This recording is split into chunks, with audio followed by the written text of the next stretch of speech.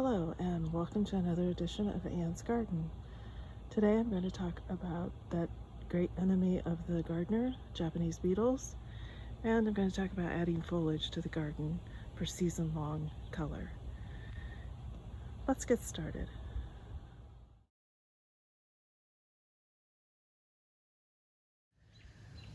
Well folks, bad news.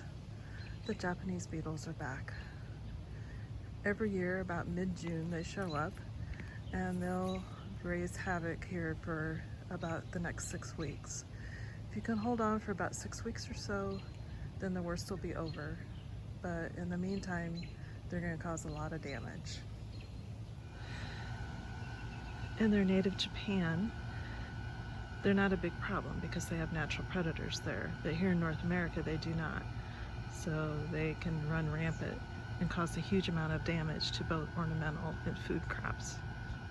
The beetles probably first came to America in the early 1900s. The first written evidence of them is in 1916 at a nursery in New Jersey, and they've been moving westward ever since. There are now only 9 western states considered to be Japanese beetle free.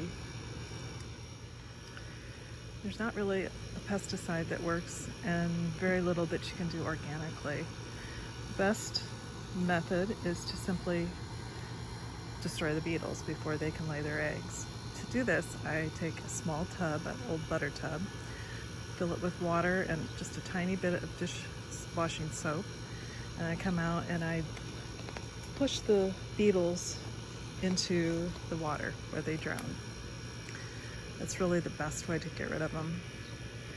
It's kind of tedious. You have to be consistent and do it every day. You need to do it in the morning or in the late evening when it's cooler. When it's warm in the middle of the day, they're very active and they can fly away pretty easily. Or they'll fold in all their legs and drop to the ground. However, if you do this consistently, you'll see a drop in the population the next year. And don't use Japanese beetle traps. They're just not effective. They attract more beetles than were in your garden originally, that will then stop and snack on your ornamentals on their way to the trap. Many of them never even make it into the trap, and the traps can be bad for insects like bees, which you don't want to hurt. The list of plants that are affected by Japanese beetles is depressingly long. Includes maples, canna, dahlias, morning glories, apples, crab apples, malva, plum, peach, raspberries, willows, and most devastatingly, roses. So I was pretty depressed when I looked at that list and realized that the beetles had arrived here in Iowa. So I decided to turn it around and think about what plants do not get damaged by beetles or have minimal damage. So that list includes things like peonies, of course my favorite, catmint, daylilies, garden phlox, lilies, lilium lilies. Geraniums get some damage, but it's usually pretty minor. Clematis, honeysuckle.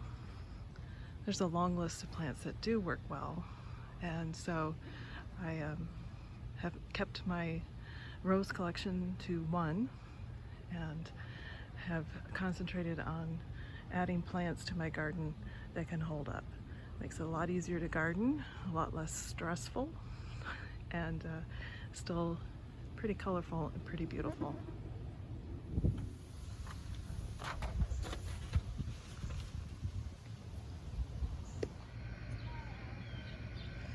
The goal for most perennial gardeners is to have something in bloom throughout the growing season.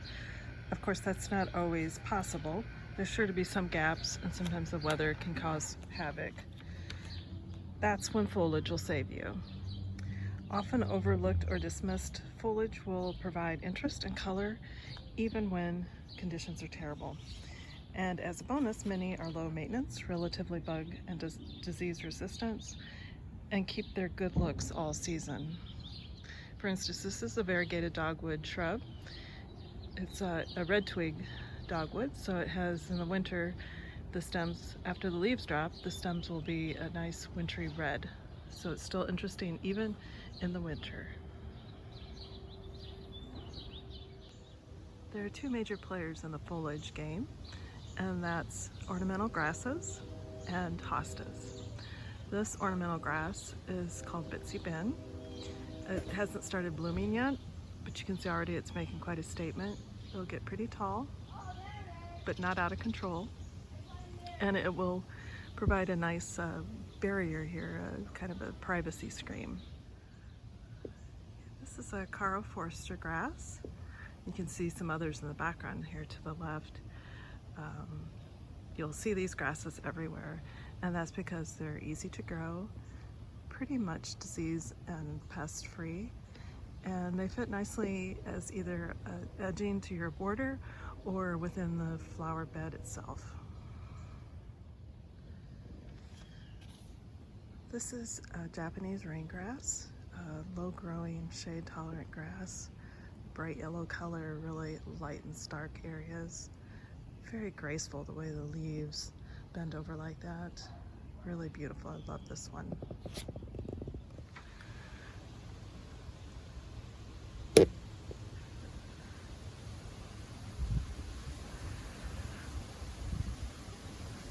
Another reason to love ornamental grasses is that they add movement to the garden.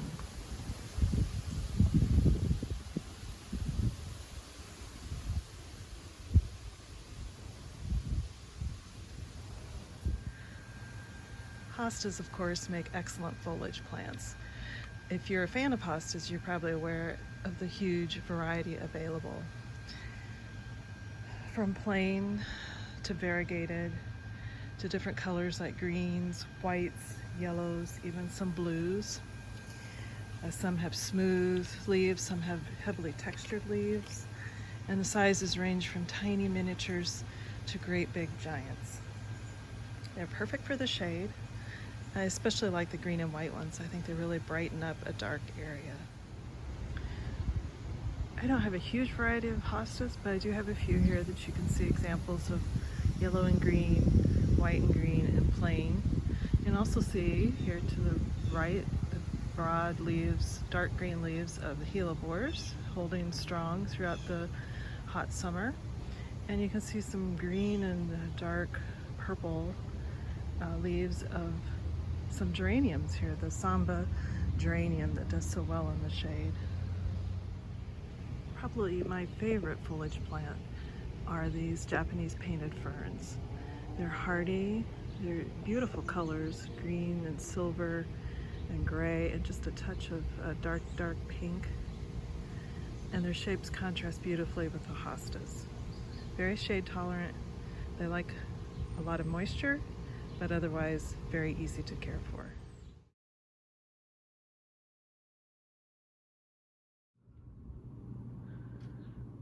Let's make a bright summer bouquet. The Rudbeckia, this is Indian Summer. It's a half-hardy annual, very easy to grow from seed. They've started blooming, and I have some of these orange, two-tone orange lilies, and I've got some foliage and some seed heads I'm going to add in too. So today I'm going to see how these work in this large blue vase. I think the blue was such a pretty blue, and it just goes with everything. It really sets off the oranges and yellows here. So let's start with the lilies. Now I've already prepared these by stripping off the leaves and cleaning up the anthers so that they won't stain anything. And again, like before, they kind of arrange themselves. They're very sturdy, stiff stems. So I just kind of set them in the center, or set them around the center rather. This one's just a little bit tall, so I'm going to trim him up a little bit. Okay,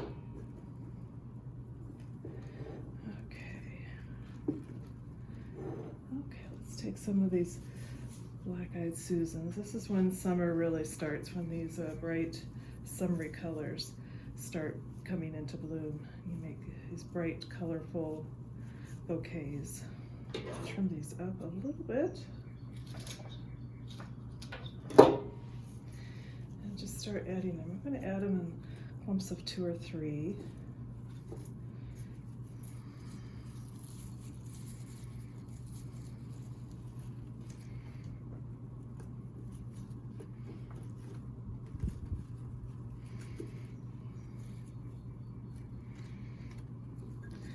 these have, the leaves have been, any leaf that would be below the water line has already been cleaned off of these.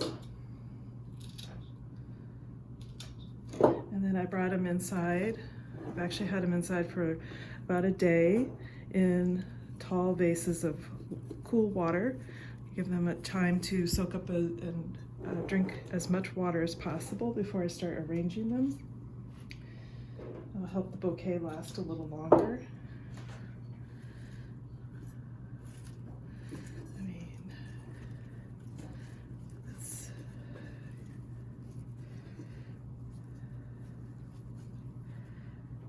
that one doesn't want to stand up. Okay, there we go. Maybe just a couple more over here. These are really nice for bouquets. They last a long time. You will want to change out the water every 2 or 3 days with this kind of bouquet.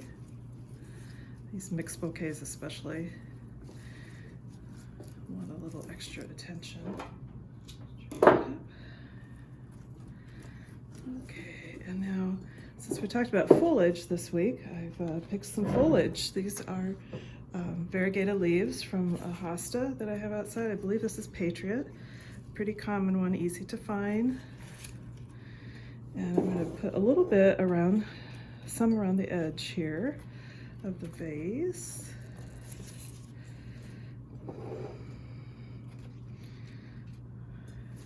Kind of give it a collar of foliage there. This time of year, when the hostas are very far along and doing really well, it's easy to find lots of foliage that's in good shape, and you can pick several leaves. This was from 2 or 3 different plants, but you can pick quite a few leaves and not affect the plant at all, either the appearance or its ability to survive. So take advantage. And you know, if you don't have flowers, just some foliage. Pick some green branches or some green leaves from one of your foliage plants and put it in a vase. I think live greenery, whether it's a house plant or fresh flowers or some foliage, really makes a difference in how a room feels, how a house feels. Oops, get that one in there. Okay, a nice pretty bouquet. And then one last thing I'm going to add is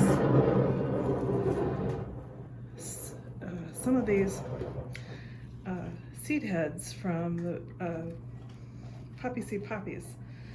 They finish blooming, and then they have these beautiful, interesting seed heads.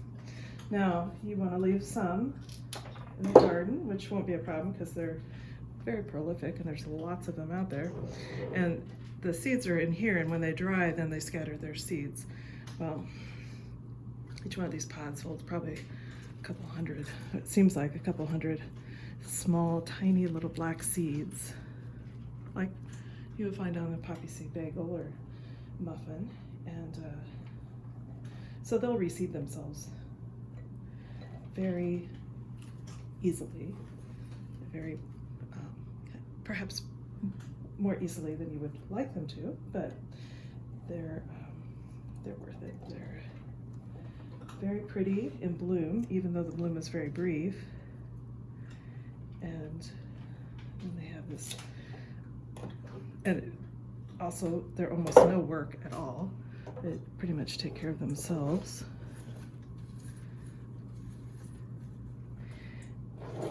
And then you have this added bonus of some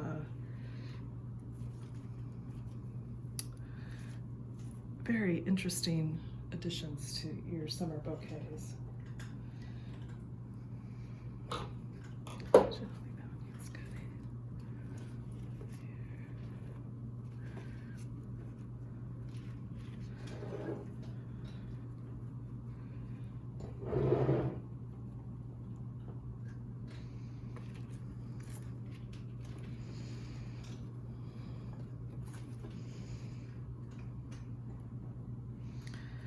And I just kind of distribute them evenly throughout the bouquet.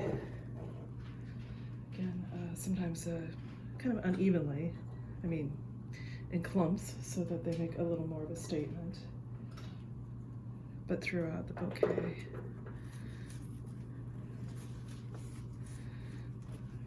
The different heights kind of make it interesting too. These have also been cleaned up before I started. They do have leaves below the water line. They're easy to pull off.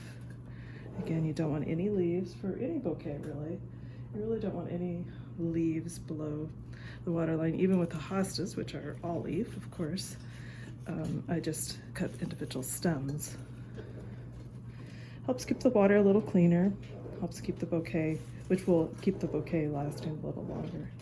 So there we have it. A nice, really pretty, exuberant summer bouquet.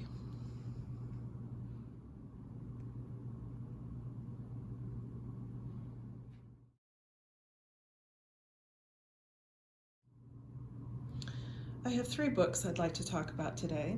These are all books that you can get from the library. The first one is called Garden Alchemy by Stephanie Rose. These are a lot of home style projects and remedies for making your garden better. How to attract birds and bees and other good bugs, how to make compost tea, how to raise worms, how to make seed bombs, all kinds of interesting things that you can do with pretty basic materials that you probably have at home, and it's all organic. This one is called Attracting Beneficial Bugs to Your Garden by Jessica Walliser, and it's a natural approach to pest control. You know, most bugs in the garden are there for a good reason. They're pollinators, they're taking care of debris, they're acting as food for other creatures such as birds.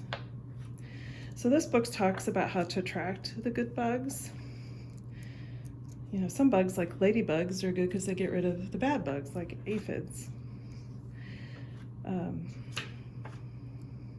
You know, even spiders, which I don't particularly want in the house. Out in the garden, spiders are great. They're really valuable. And she shows you how to recognize the good bugs, how to recognize that nature is running its course and taking care of those bad bugs that do show up, and how to benefit them all naturally, which is another good way to attract more wildlife, such as birds, to your garden. Don't use pesticides. And I'd also like to talk about this one. It's by Nancy Ondra. She has several books out, one especially nice one on grasses, ornamental grasses. This one is Perennial Matchmaker, and putting together a garden, especially a perennial bed, is kind of like a giant puzzle with moving pieces, because not only are you thinking about color combinations, which is the fun and easy part, but you also have to think about growing conditions. For instance, what grows in shade may not grow in the sun, and vice versa. The time of year that they bloom. So daffodils are very pretty yellow, it look nice with blue geraniums, but they don't bloom at the same time, so that's not a combination that's going to really pay off. And you also have to think about the fact that plants are living creatures, and they grow, they get bigger. Sometimes parts of them or all of them will die off because not all plants are real long-lived. So she gives you lots of ideas on how to combine good combinations of plants that have worked out.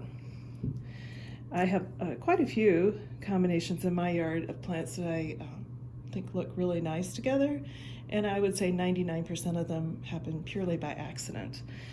I just got lucky. But this book will help you make your own luck in your garden.